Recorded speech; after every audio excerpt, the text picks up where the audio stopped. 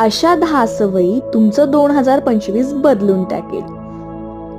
पहिले आहे व्यायाम. दुसरं आहे कमी आत्मविश्वासाने बोलणे सुधारा. तिसरं आहे लिहिणे.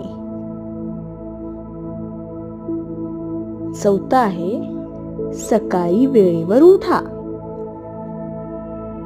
पाचवं आहे ध्यान. सहावं आहे खूप विचार करणे. सातवं आहे वाचन.